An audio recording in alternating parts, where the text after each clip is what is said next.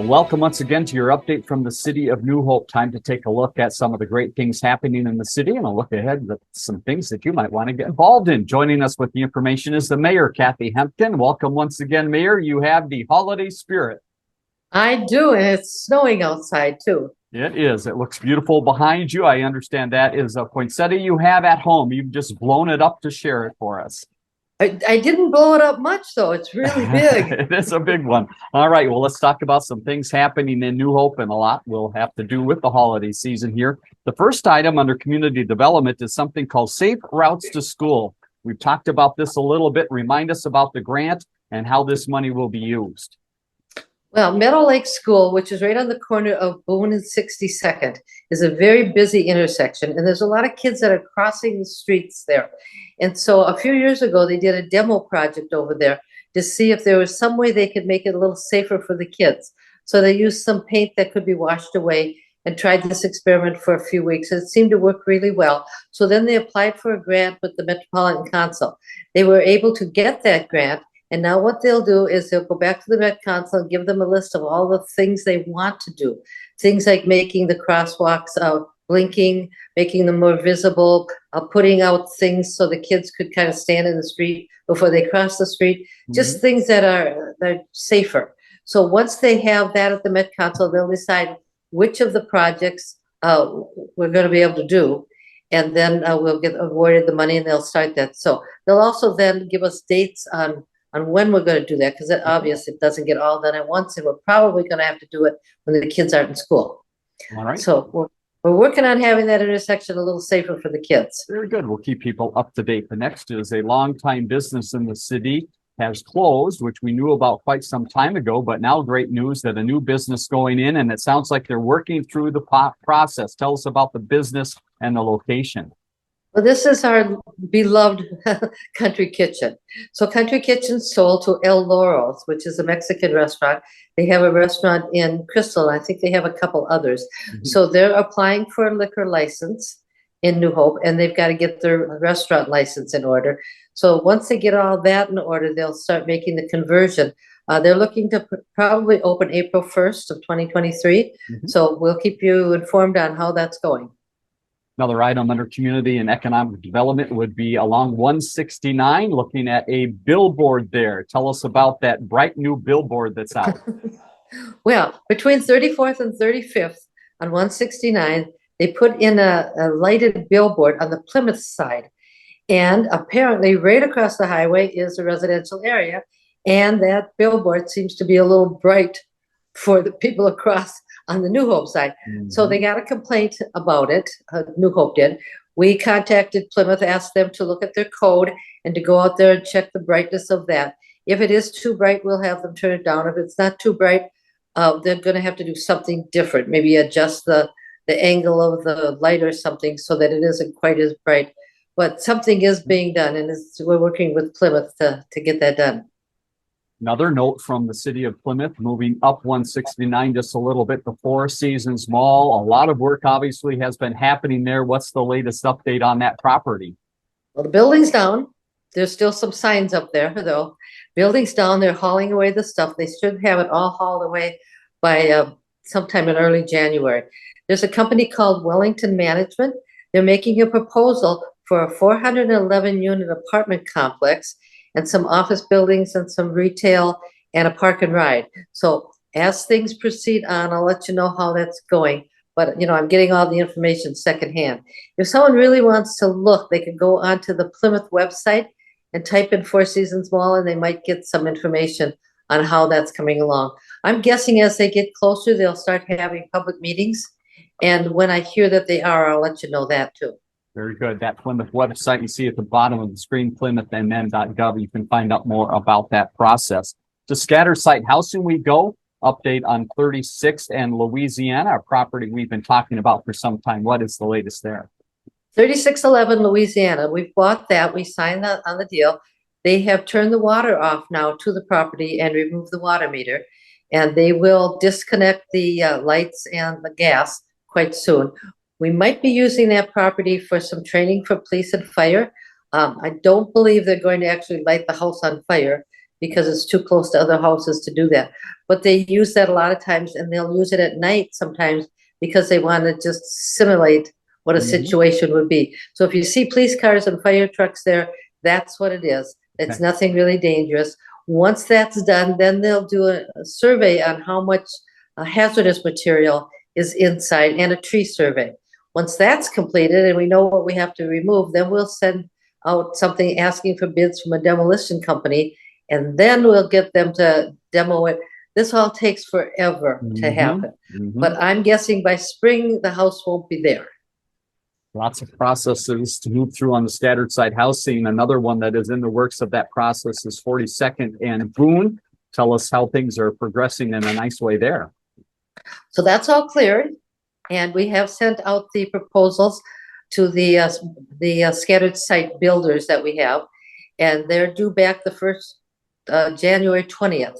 And then the city council will vote on which developer to use at that 27th meeting in February. And after that's done, you'll see some progress being made on that property. All right. One final note in community development. They're very supportive of the business community. And one way they do that is through the networking group. You've got a couple dates coming up for the networking group. And the first one sounds like some great fun. It does. Well, first of all, the Crystal networking group is disbanding, and we have offered the invitation of them to join us. We would love to have them be part of New Hope's business networking group. So January 4th at 3:00 at Frankie's, there will be pizza and a lot of fellowship going on in the back room. So if you have a chance to come, that'd be nice. And the next one is February 1st, and that'll be at 8:30 at City Hall. So one of those 2 dates, if you've got a business and you've got some time, there's a lot of networking going on at those meetings. And you can find out more on the city's website about those events and other things coming up in the city, newhopemn.gov. Let's now move to the police department, and we've got a unique combination of officers that were out delivering Meals on Wheels. We do. So the animal control officer went out with the community service officer. Again, they're in uniform, and they delivered Meals on Wheels. They're doing this every week, and the officers are just loving it, and the people that are getting the meals are really enjoying seeing the officers. So every week it seems like it's a different couple of people that are going out. That is very fun, and the police department is certainly giving back in many, many ways. Here's another way they did through the city potluck. How did this work? Well, every year they have a potluck, and the people who want to attend that are employees bring something to share. They don't really tell you what's coming, so you don't know, but it's always good stuff. And at that, then you either donate some money or a toy. And we're looking for teenage toys this time. And then all of that gets collected, and one of our officers took it to Prism. To Prism, both the money and the toys, for them to use for their Christmas distribution. And final note we want to pass along to the police department is something called Blue Santa. We've talked about it a little bit, and just a wonderful program. Wonderful program. So there's I stopped into City Hall today and looked at the toys. It's amazing how many toys are there. So rather than, it used to be a shop with a cop, but the police didn't really want to take the kids into the store. That might not be real comfortable for the kids or the people that see them. And so they're doing this. It's kind of a private party. There's about 40 kids that have been invited to this. They send in a list of what they're interested in to have for toys, both for their families and for them. And then they wrap all these toys, and these kids get these toys, and they have pizza, they play games, and it's really kind of a private affair for the police department. It's just more of that whole community development thing going on with the police that we're trying to do, and it's very successful. It is a great program. Let's move over to Public Works. Just one item to pass along here, which has a couple elements to it, and it all is along 169. So we want to update residents on a little talk about a bridge and also a noise wall. So 169, as you know, runs between Plymouth and New Hope. So of course we have to have a corporate agreement between the two cities because it's right down there in the middle. So what they're doing is they're looking at a bridge over 169 at 42nd, and they're also looking at a noise wall on the New Hope side from Bass Lake Road to 62nd. So this all takes, again, it takes a long time. You do the proposal, it goes to the Met Council, it comes back to us, just back and forth a few times before it actually gets all worked out. But as we get closer to that, I'm sure when they put that bridge over 42nd will be closed. But you'll have a lot of notice before that happens.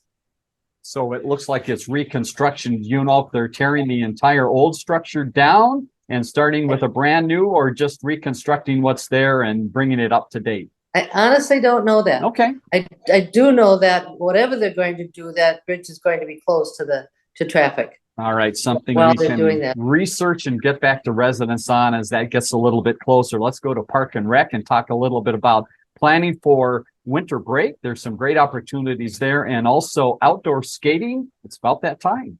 There is. Well, it takes a lot of planning for these programs in the winter. So they're in the process of doing that. And when you put up the list of activities, you'll see all that's happening between now and the first of the year. The other thing that's happening is the ice rinks outside are opening, the warming houses on the 26th. So they're training the warming house attendants at the moment, and then they're flooding. This week they should be flooding the rinks a lot just to get them ready for the 26th. A lot of times the weather doesn't cooperate, but this year it looks like it's cooperating quite nicely. I think it's going to be cold enough. All right, let's think spring a little bit and some warm weather. How about the Twins Community Fund, a great partner for the city? How are they helping out with a great field in town? Well, Twins, like the Minnesota Twins, the baseball team, they have a community youth program, and they give money to the cities. And one of the projects that we're doing is at our lighted field, we're changing to LED lights. Now, there's kind of an interesting thing going on. Apparently, one of the light poles has an osprey nest at the top of it. And because that nest is there, we cannot change the light in a certain amount of time because they're nesting. And so when they're not nesting, it's usually cold out, and that's not a good time to change lighting. Right. So what they're going to do is put a pole next to it and put a light on there. That one they can change when they need to and fix when they need to. But anyway, the Twins are giving us some money to do that. So thank you very much, Twins. We've been updating residents on the golf superintendent position, and I understand we are now in the interview process. We are. So we've whittled down all the applicants. We got to 5, and those 5 now will interview with the personnel board this coming week. And then after that, they will interview with Mark, and I don't know if Mark will interview them or not, but anyway, they'll interview with our HR department and some of our directors, and then we'll pick a superintendent. Just want to mention that Mark is not going away. Mark is just going to be, not just, but he's going to be supervising the ice arena and the golf course. And the superintendent will be doing the day-to-day work at the golf course. Mark will be down to just one job, not 2 jobs at the same time. So I'm sure or 3, he'll appreciate that. Let's talk about donations for a minute. For Park and Rec, a key is community partners that make some great donations. And you had a chance at a recent council meeting to thank some people. I did. And I'm going to, I don't usually do this, but I'm going to actually read them so I don't forget anybody. So we got money from the Minneapolis Regional Chamber of Commerce for safety camp next year. St. Therese gave us money for movies at the golf course. The New Hope Lions and West Metro VFW for Trick or Trot. The youth hockey for a winter break movie at the ice arena. So we really depend on these donations to do all this fun stuff that we can offer free to the residents. So thank you to all those folks that donate money to us. Definitely. Let's talk about the golf course for just another second here. Obviously, no golfing happening right now, but that building is very popular during this time of the year. Oh, gosh, is it ever. This last weekend, we had a couple birthday parties there, a couple of family holiday parties. There's one during the week this week. So it stays pretty busy. It's decorated really cute. It's just a nice place to have that party. The other thing that is happening at the golf course, before we got all this snow, they were able to put in new poles to hold the fence up by the first tee. It's kind of, once in a while, somebody hits a shot that isn't going where they want it to go. Right. And it kind of goes on to the first tee box. So they want to protect that first tee box from errant shots. So anyway, that fence is up and it's ready to go. They were just able to fit it in a couple times when it wasn't so cold and it wasn't snowing. So we're good to go now. All we have to do is wait for spring. Sounds good. All right, over to the ice arena we go. And I understand there was a special guest at the ice arena that drew quite a crowd. It did. So last Friday was Skate with Santa. And I talked to Mark this morning. They had 150 people there. It was just a riot. I guess there was lots of people, Santa was doing a lot of skating that night. Very I fun. hope he got some rest before next Saturday when he has to go out with a sleigh. This is true. So that was really busy. So now the boys and girls high school hockey teams are playing there. One day this week, I believe there's going to be a double header. So there'll be 2 games on the south and 2 on the north rink. And then the youth hockey is playing there. They're practicing and they have games there. So that ice arena keeps really, really busy, not to mention the dryland training that goes on over there too. And the other part is skating lessons. Tell us a little bit about that transition. I understand they're between some seasons here and getting ready to get more people learning how to skate. So the fall skating lessons are over, and early January will be the winter skating lessons, and they can go to their In Motion and find out the times and the dates and the costs. So about everything you need to know about skating lessons will be in there. All levels are welcome. They even would let me try. There we go. We could get out there and give it a try. Here's that In Motion. Again, great information here. You see some winter golfing activity going on here, but lots of ideas about programs in and around the city. Couple final notes to pass along, Mayor. We want to mention some holidays coming up and some times that City Hall will be closed. The City Hall will be closed on Friday, the 23rd, and on Monday, the 26th. So if you have any business with the city, do it before Friday or after next Monday. And then next week, when you and I get together, we're going to do a year in review. Mm-hmm. So I'm having all the directors send me 10 points of something that happened this last year. So we'll just go over the year in review. It'll be quick and fun, and you'd be amazed at how much stuff went on this year. Yeah, looking forward to it. So we'll bring that to you next week. And as we wrap up this week, want to mention again the website to the city, newhopemn.gov, place to find out all the things that are happening in the city. And I'll look ahead that things are coming up. And again, stick with us in just a second here. Calendar of events, some things coming up very immediately here in the city. Mayor Hemken, thanks once again for your time. Look forward to talking to you next week for that year in review. Thanks, Dave. See you then.